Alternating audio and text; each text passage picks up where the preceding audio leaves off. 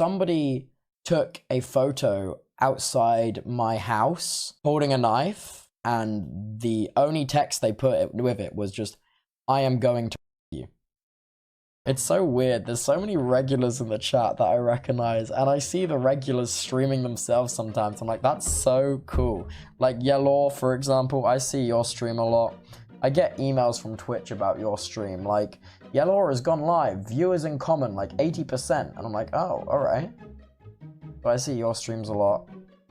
I see Tobias, Tubby, and let's say if the majority of the people watching your stream are my offliners as well, like, I will get an email and it'll be like, you have like 90% in common viewers with this channel, or like 80% in common. And it's like, oh, that's actually really interesting. Yeah. He's stalking us. I'm not stalking you. You're live on Twitch. I'm a Twitch streamer. I spend 90% of my time on Twitch. There's only so many people live every day in our circle. That is not stalking. I'll tell you what stalking is, though. The person that put the air tag in my bag and also DM me a photo of my own front door. That's stalking. Hey, you're not winning this right now. You're not winning this. I'm winning the argument of who here has a better understanding of stalking. Tell us more of that story. What the oh god, it's just depressing. Yeah, so there was this phase where like doxing for me got quite bad. Like I'm just being completely real with you for a second. There was a phase where doxing went quite bad, and like there was like people like lingering outside my driveway at like 4 a.m. And I got an Instagram DM. Like, I just happened to open my Instagram request, and the first one I saw was just a photo. I'm like, oh, what's that? I'm just like, oh, that's my front door. Well, yeah, holy that's awful. Oh, you gotta laugh it off, guys. Oh, what's up? Oh, we're talking about doxing because I was just making a joke, and they were calling me a stalker, and I'm like, no, I'll tell you what stalking is. Guys, you gotta laugh it off. While it is messed up, you can't let it dwell you down, you know? Like, this is ages ago. I'm so over off of it now. You gotta laugh it off at some point. Otherwise, it actually f***s you up, you know? Dude, I've had so much worse than that. Like, little bit of a trigger warning, uncomfortable topics, it's various threats, death threats, threats of SA, stuff like that, alright? So I had like, oh god, it was so weird. There was like, I never really figured out what happened, but there was this one DM I got. This is probably the worst thing that's ever happened to me doxing wise. So I was never going to tell this story on stream because a good rule of thumb is to not talk about it on stream. But it was a really interesting one. So not interesting, but really and it just stuck with me and me up for a little while. So I thought I might as well talk about it. But yeah, so somebody took a photo outside my house holding a knife. And it was like an Instagram photo, and it had like the date in the corner.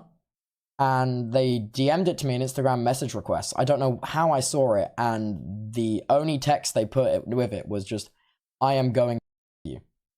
And I was like, wow. And that like fucked me up for like a long ass time.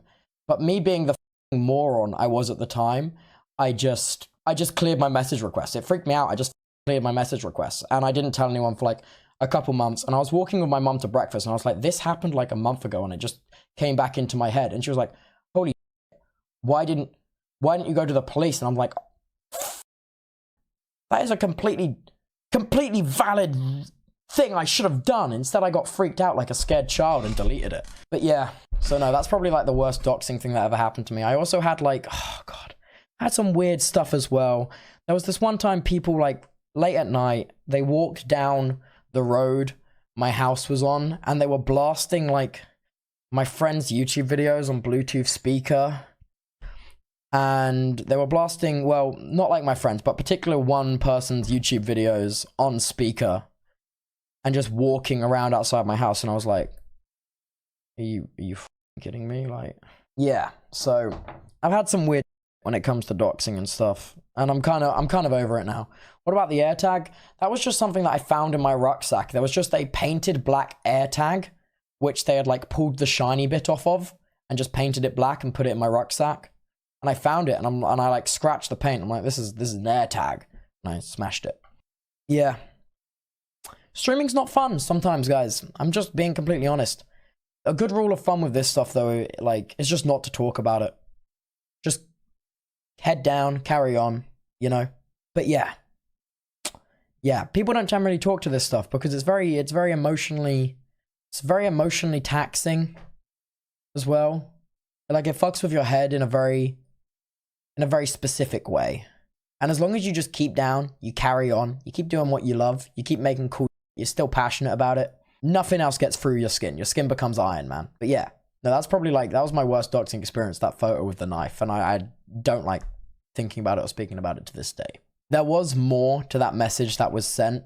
There was like multiple messages, but I'm not going to talk about anything else because it's like, it's not on.